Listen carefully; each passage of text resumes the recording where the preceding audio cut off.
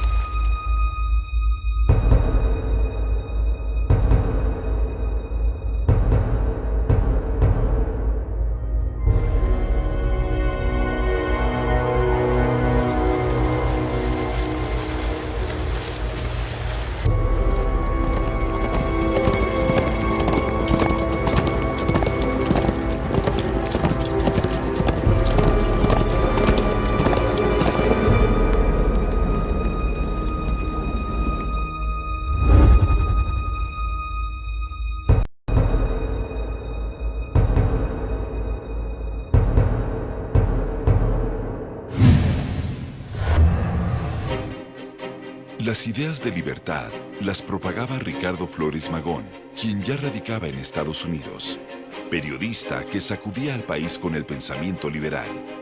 Ricardo se había exiliado por razones obvias de tanta persecución que tuvo Porfirio Díaz desde la primera manifestación que él hizo como un joven estudiante de la Escuela Nacional Preparatoria en 1892, que fue apresado por primera vez.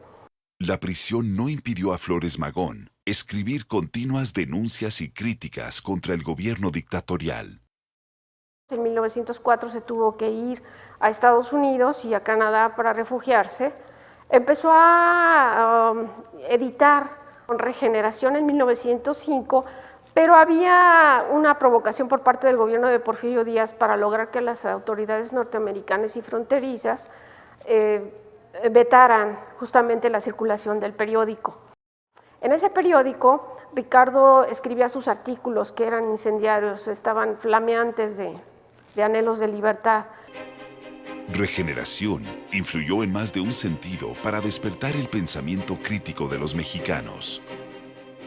Creo que su labor es como una pedagogía del cambio necesario, de la revolución, porque Regeneración tuvo un impacto enorme. El periódico, que se publicaba con problemas, que primero en México, luego desde el exilio, pero que fue creando como un clima propicio a la toma de conciencia de muchísimos de los actores futuros de la revolución. Creo que prácticamente todo el mundo había leído al menos algunos ejemplares de Regeneración.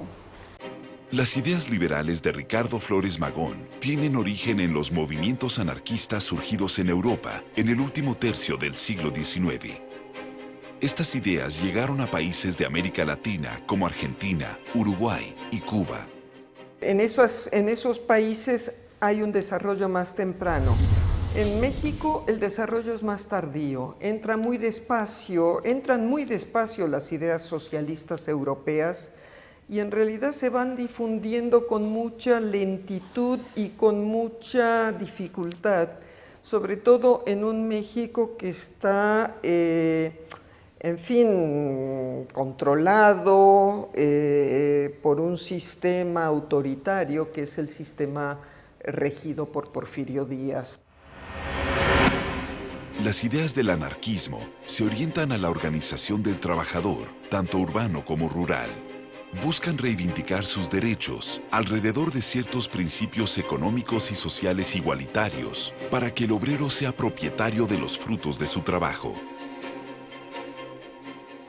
Es un movimiento que se define sobre todo por su propuesta de abolir las instituciones tradicionales que en la época estaban dominadas por sectores de las oligarquías locales y sustituirlas por la participación amplia de bases democráticas y sociales más organizadas en asociaciones, en uniones, en federaciones, lo que luego van a ser sindicatos, obreros o campesinos.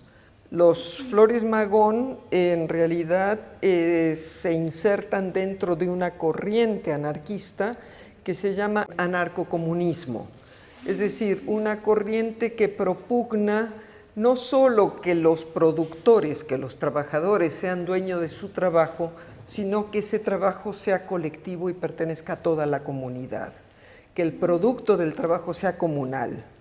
Y además también propugna mucho la autonomía de la comunidad, de la comuna.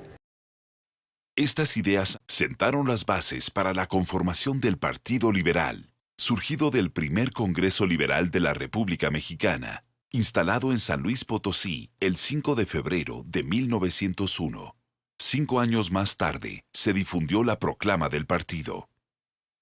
Y él lo que propone, y que me parece que eso es fundamental en la obra de Flores Magón, es exactamente todo este programa del Partido Liberal que se va a dar a conocer, me parece que el 1 de julio de 1906, y en el cual hay un gran proyecto de reforma económica y social en el país, es decir, jornada de 8 horas, seguridad social, igualar los salarios de extranjeros con mexicanos, reparto de tierras, es decir, algo que nadie se había atrevido a decir hasta ese momento, ni siquiera Madero. Francisco I. Madero también buscaba la libertad del pueblo mexicano. El encuentro entre ambos libertarios se da en 1904, cuando Madero está involucrado en la campaña local de Coahuila, sabe de regeneración y comienzan un breve intercambio epistolar. Sobre todo, lo que hace Madero originalmente es ayudar a Flores Magón pagándole como 30 o 40 suscripciones para amigos y familiares de regeneración por un año y lo paga adelantado. Entonces, Ricardo Flores Magón recibe más o menos 1,500 pesos que le caen de maravilla porque en ese año de 1904 Flores Magón ya está exiliado en San Antonio y pues se les está viendo negras para sobrevivir con toda la persecución que ha tenido de parte del gobierno de Porfirio Díaz. Sin embargo, Madero no compartía el pensamiento anarquista de Magón. Las diferencias entre ambos personajes eran profundas. Ricardo tenía un concepto de revolución ajeno en ese momento al de Madero, quien no creía en que los cambios deberían darse a través de la lucha armada. El rompimiento era inevitable y se da en torno a las elecciones de 1905 en Coahuila. Ahí en 1905, ante esta decisión es cuando cada quien toma un camino diferente y obviamente cada uno va a criticar al otro por los métodos que utiliza para ese cambio que necesita el país, que indudablemente es el único punto en común que tienen los dos. Obviamente los dos están opuestos a la dictadura de Porfirio Díaz. La proclama de la Junta del Partido Liberal obtendría en Coahuila una de las primeras respuestas al llamado de la doctrina social magonista. En el movimiento de Jiménez de septiembre de 1906 y 2 años posteriormente con los movimientos de las vacas y posteriormente ahí mismo en ese año en Viesca, ahí podemos encontrar en la lista de los ciudadanos que participaron en esos movimientos armados prerevolucionarios.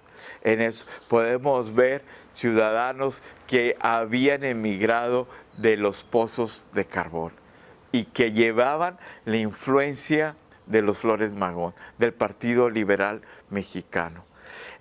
Cuando nace el movimiento armado, pronto el carbonero deja su pico y pala y toma el Mauser, toma el fusil y principalmente la dinamita, porque los carboneros tenían conocimientos, tenían la especialidad de saber utilizar los explosivos.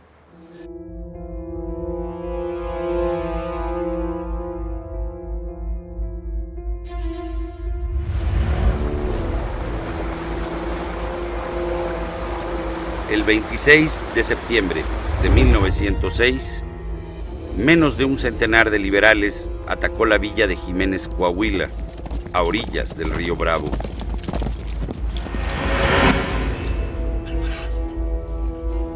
Lo primero que hicieron los rebeldes fue reducir a prisión al tesorero y al secretario del ayuntamiento.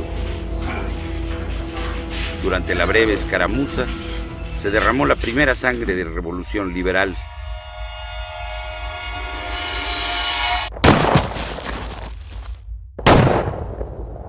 Pues allí murió un revolucionario de quien la historia solo recoge el apellido: Almaraz. De Jiménez, los rebeldes partieron con rumbo a la Hacienda de la Victoria. Ya los esperaba un piquete de soldados que sorprendió a la avanzada magonista mientras cortaba la línea telegráfica. Los desprevenidos rebeldes cayeron prisioneros. Mientras tanto, el resto del grupo abrió fuego contra los soldados federales. Se armó una desorganizada balacera. Los insurrectos se dispersaron. Se detonó así el primer estallido contra el gobierno de Díaz, el que respondió con una feroz persecución en ambos lados de la frontera. Perseguidos y dispersos, los rebeldes parecían vencidos por siempre. Sin embargo, no dejaron de luchar por las ideas libertarias, que a menos de 2 años después detonarían nuevos brotes revolucionarios en otros pueblos coahuilenses. Uno de los prisioneros logró escapar. Otro, de nombre Antonio Villarreal, fue fusilado en el acto.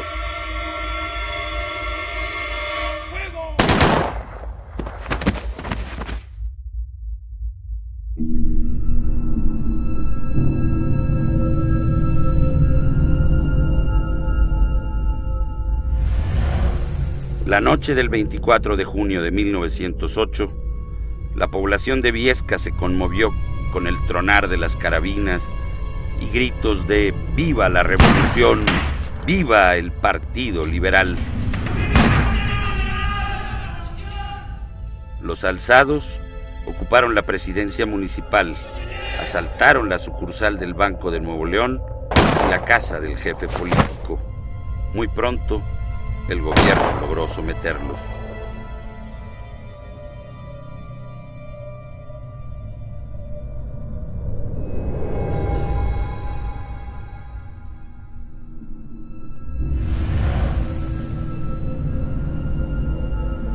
El levantamiento en Las Vacas, hoy Ciudad Acuña, ocurrió en el amanecer del 26 de junio de 1908. Los magonistas atacaron el cuartel ocupado por las tropas federales.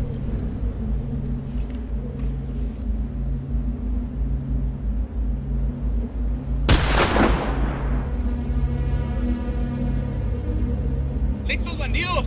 ¡Ya volvieron a aparecer! ¡Canto! ¡Desgraciados!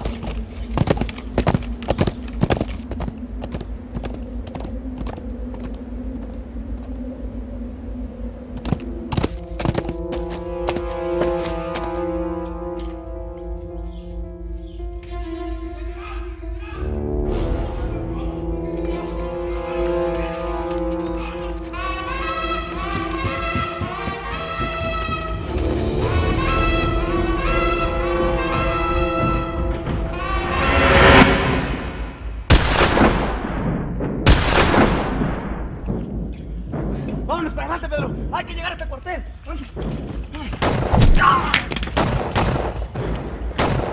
¡Pásame el arma, Pedro! ¡Pásame el arma! ¡Pásame el arma!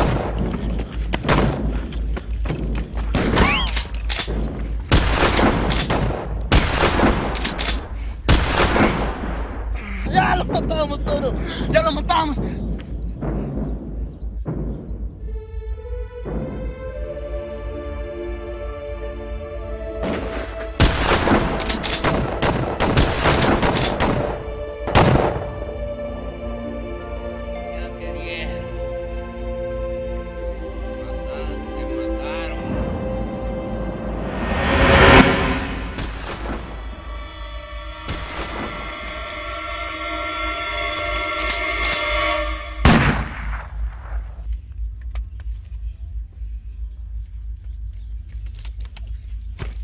¡Entras bien! ¡Entras bien!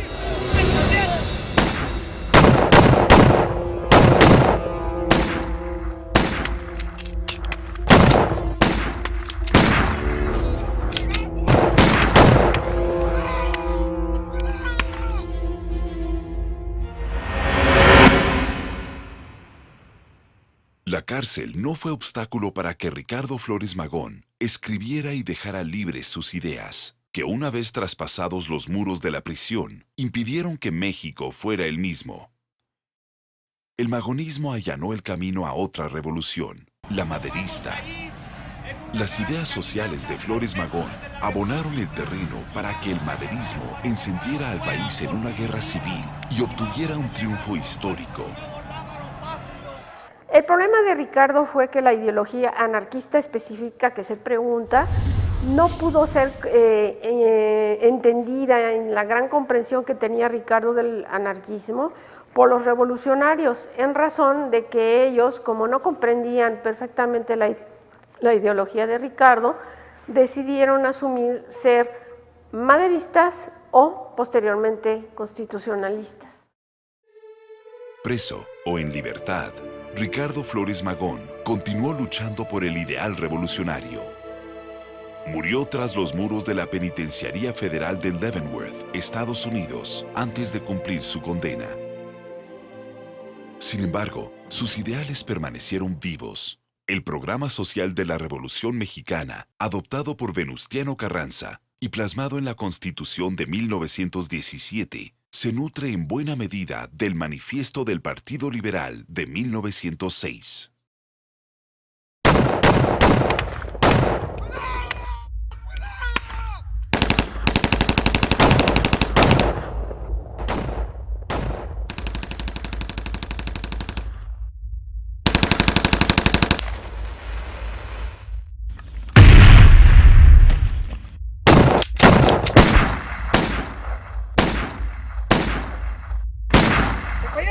¡Se nos acabó el parque! ¡Se nos acabó el parque! ¡Avísale! ¡Ahí se va a cargar la persona!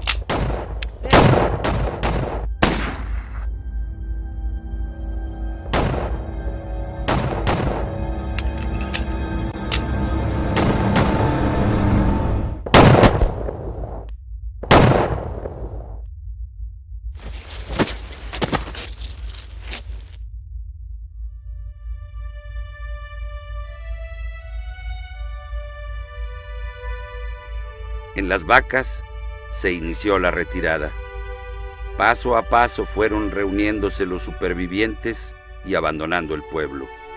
Nadie quería dejar una victoria que imaginaban suya. Pero no había parque. Un rebelde se negó a retirarse. Tenía algunos cartuchos. Escogió un lugar y permaneció solitario frente al enemigo hasta las 3 de la tarde. Con la cartuchera desierta, se alejó, intocable para las balas, a continuar la lucha por la libertad. Más tarde, el nombre de este héroe y los de todos los que tomaron parte en los ataques de Jiménez, Viesca y Las Vacas se escuchará cuando de sacrificios y grandeza se hable. Fracaso, murmuran algunas voces. Ejemplo, enseñanza, estímulo. Primer episodio de una revolución destinada a triunfar.